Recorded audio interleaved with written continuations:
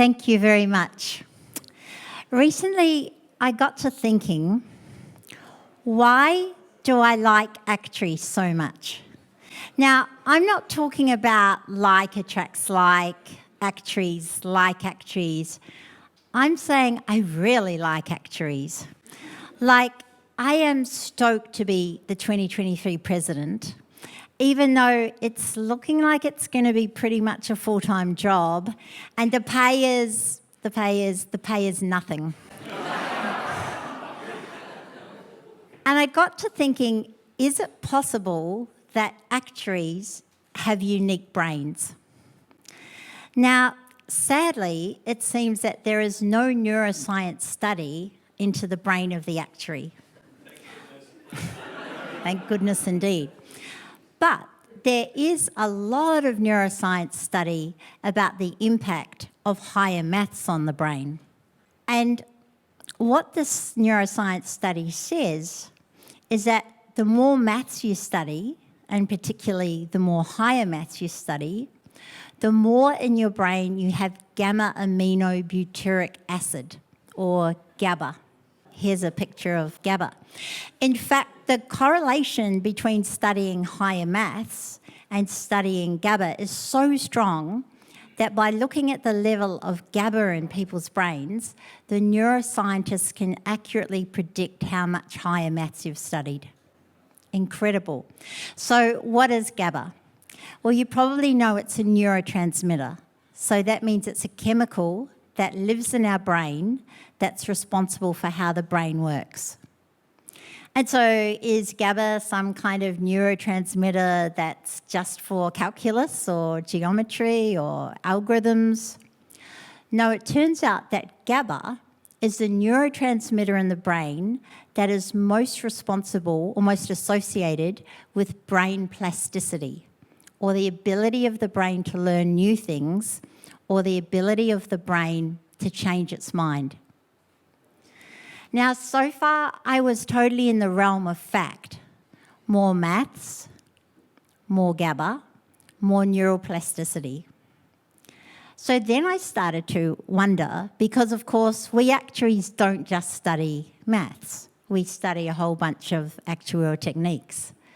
So then I started to wonder, is it possible that this actuarial training is actually creating a unique actuarial brain, not just a maths brain?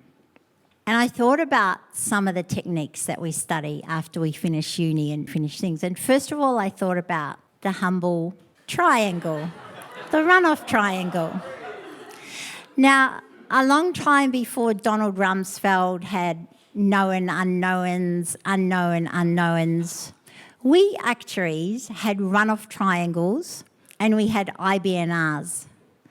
Now, think about it. That's basically telling us that there's a whole bunch of stuff out there that we need to acknowledge and that we don't know about. The brain changing its mind, not knowing things and knowing that it doesn't know things.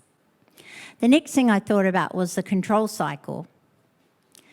Now, if you think about the control cycle, it's basically telling the brain, don't just lock in on a day one set of assumptions, but whatever you think you know, change it, stress test it, retest it, think again. The control cycle is basically layering neuroplasticity upon neuroplasticity. It's incredible. And then I thought about the third thing we do. As well as those two things, we chuck in a huge amount of data and professionalism training. Now, ethics is not some throw-in at the end of our study. Ethics, I think, is the beating heart and core of the actuarial profession. And what our ethics teaches us is don't lie about the data. Know that there's new data out there. Change your mind about the data. Now, we take this way of thinking about data as a given, but I think that this is actually our actuarial superpower, because I think that this is not necessarily how the rest of the world is going. I mean, think about how social media works. Think about the vortexes that we all get sucked into. And basically what happens is that when you go on social media, your day one perspective, your day one ideas are reinforced by the algorithms. Whereas what we do with the control cycle is we consistently challenge our day one assumptions, we revisit them, and we regularly change them. Now, the good news for me, as a self-confessed lover of actuaries, is that the actuarial profession is growing strongly. From incredibly humble beginnings in Australia, we now number over 5,500 members. And the very exciting thing is that over half of those members are under the age of 35. Now, I thought to myself, why is it that young Australians are choosing an actuarial profession? And I think there are three main reasons. The first is that we are very, very good at teaching the data science subjects that are so in demand globally, and that will be a key part of the fifth digital revolution.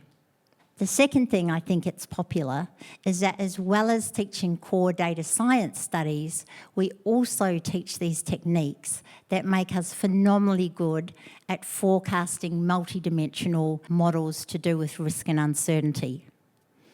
And then the third reason is that we provide an incredibly structured learning pathway for the brightest maths minds, and then we wrap a very caring and nurturing and loving profession around that.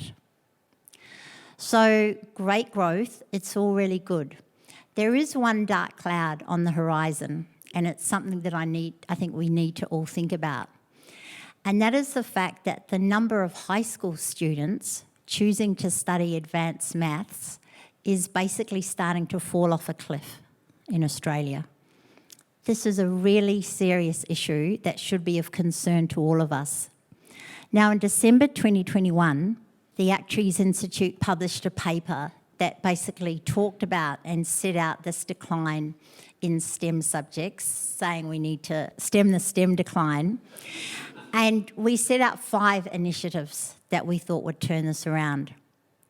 The first initiative is that maths needs to be compulsory at school in some form or other until students actually finish school. And in this regard, I'd like to congratulate the New South Wales government for having moved on this recommendation. The second thing is that we need STEM industries, and we can all help in this regard, to get more involved in setting the curricula for schools so that students can actually see how maths can go on to help them solve the problems that we're grappling with. The third thing is we need more maths teachers. We need more amazing Eddie Woos.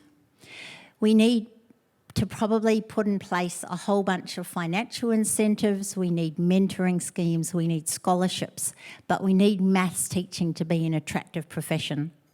We need to make maths a prerequisite for more of the university subjects that actually use maths so that kids really want to study and are not actually penalised in their scores for having studied hard maths. And fifthly, of course, we really need to get more girls excited about higher maths. And I think that we all have a role we can do here. But forcing young kids to study maths is not going to turn the tide alone. Young people have an incredible passion around social justice and doing good in the world. And it's not a surprise or it's not an accident that the new tagline of the Actuaries Institute is "Actuaries use data for good." Now, this is exactly, I think, what many of our youngest and brightest actuaries are doing every single day. And it's going to be a key to attracting young people into our profession.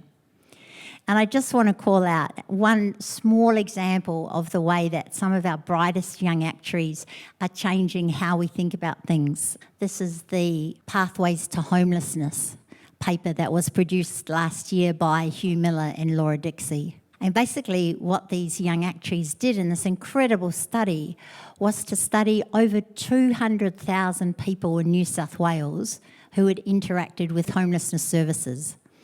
And they worked out using data what is the most efficient way to intervene to help to prevent the scourge of homelessness. That's just one example. So ethics and doing good with data are not an add-on at the end. As I said earlier, they are the beating core of the actuarial heart and mind. Now let's talk a little bit about public policy. Public policy, of course, ultimately, is actually set by politicians. Now, politicians are an amazing bunch of people. But, yeah, no, I mean that.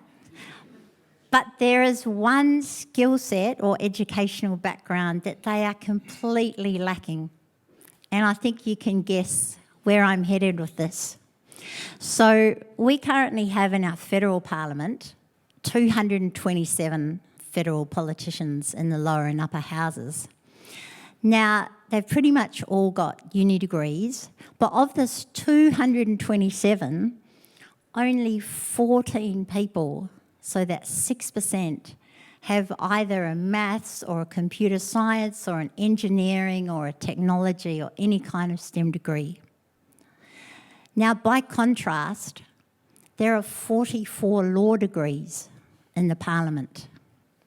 Now, I also like lawyers a lot, but think about, notice I used like, not love. Think about the legal training.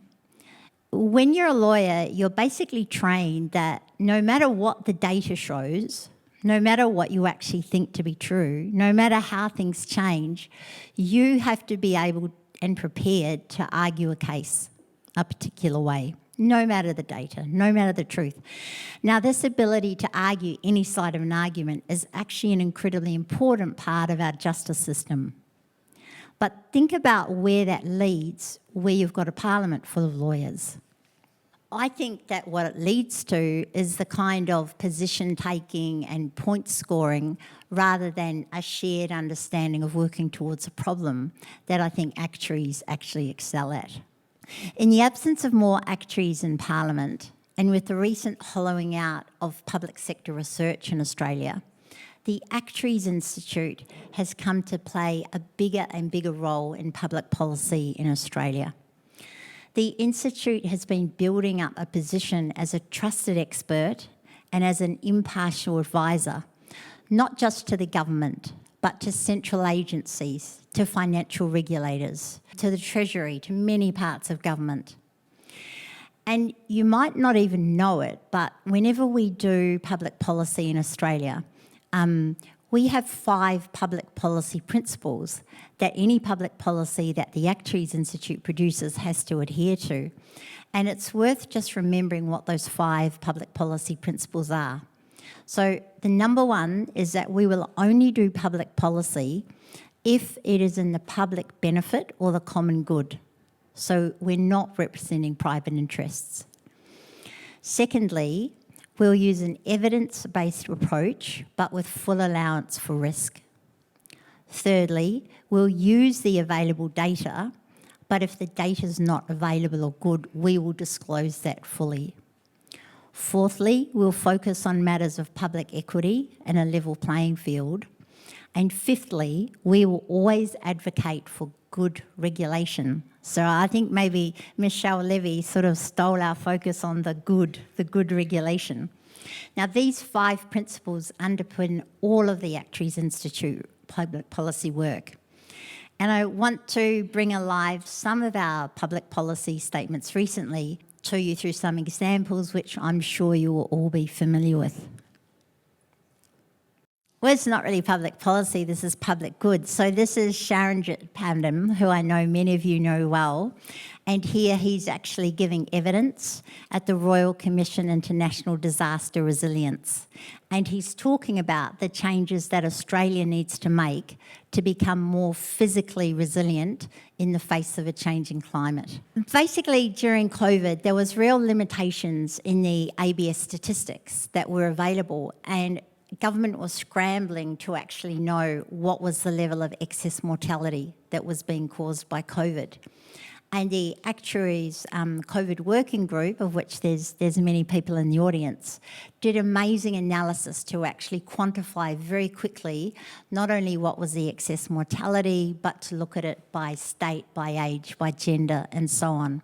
An enormous piece of public policy contribution to the nation. And then thirdly, I want to talk about the Actuaries Institute Intergenerational Equity Index. This is a fantastic piece of work that we regularly update that goes behind the hype of the boomer versus Gen Z debate and actually gives the truth. And yes, I'm sorry, fellow boomers in the room, but life is getting tougher for Gen Z. I know we hate to admit it, but we had it pretty good. And on this, we're incredibly happy to see that the federal government is now moving towards, in its own federal budget, to including a number of the wellbeing measures that we've been including and publishing in the Intergenerational Equity Index for so long. So we're really pleased. So I want to start wrapping up now. The Actuaries Institute for the last 25 years has decided to become a really active participant in public policy in Australia. And in 2012, we really cranked this up. I was chatting with my immediate predecessor, Annette King, recently, and she said that last year she signed out on over 40 pieces of public policy that the Institute released. So nearly one a week is being produced by us, often on a voluntary basis. And it's making an incredible contribution to Australia. And I would like to say that I think our contribution has been entirely successful. We are now very much a core part of the setting of public policy in Australia. But if we want this to continue, there are 3 areas that we really need to focus on. The first is that we need to turn around the decline in STEM subjects, and particularly the decline in maths being studied in high schools. And we've set out in our report ways that this should be done, and all of us should be really focused on this. Secondly, the Actuaries Institute, as well as continuing our strong growth, will need to slowly change to embrace those people who are taking up data science subjects but working outside of our traditional industries so that they have a career path within the Actuaries Institute and can learn those extra skills. And then thirdly, this is really just a personal thing, but it would be awesome if our political parties could embrace a broader diversity of educational background so there are at least some people with maths or engineering or computer science backgrounds inside our parliament. So I'm going to draw to a close now. I'd really like to acknowledge the work done by my very recent predecessors as presidents of the Actuaries Institute. When you do this job, and it's the best job in the world, you absolutely stand on the shoulders of giants. And I have Wah in the front row. I'd particularly like to call out my 3 immediate predecessors. Wah Bui, an incredible president. She pioneered and introduced the Young Actuaries Advisory Board, or YAB as we call it. And YAB has been a fantastic conduit between our brightest and youngest and Actuarial Council to ensure that those half of our membership who are under the age of 35 have a voice and representation at Council. And then I'd like to acknowledge the amazing work done by Jeffson Gibbs in developing our Horizon 35 scan and ensuring that we were thinking big and that we were working together as a team to achieve that. And lastly, I'd like to thank and acknowledge Annette King, my immediate predecessor. So Annette championed the idea of the fearless actuary, and her own presidency, I think, was really characterised by an extreme fearlessness. So thank you very much to my predecessors. I would also like to thank our HQ, our headquarters, all of our staff at the Actuaries Institute. Here's a picture of just some of the team. I'll start with Elaine Grace. Elaine Grace is an amazing CEO. She's not only whip smart and intelligent, she's also an incredibly kind and compassionate leader, and I think it's partly her culture that has flowed down through the team. And speaking of the team, how extraordinary we are to have such a small headquarters and team, and yet who produce such an incredible amount of contribution, not only to us as members through education and events, but also an amazing contribution to the nation through the public policy work that we do. So thank you so much to our actuarial team. And lastly, but mostly, I would like to thank you, my fellow actuaries. Your strange, gabba-rich, always data-hungry brains, your quirky, curious seeking after the truth, your willingness to look deep into the future and question what lies there, not only the risks, but the opportunities. It actually doesn't matter to me that you sometimes wear brown cardigans and that you're often staring down at your own shoes.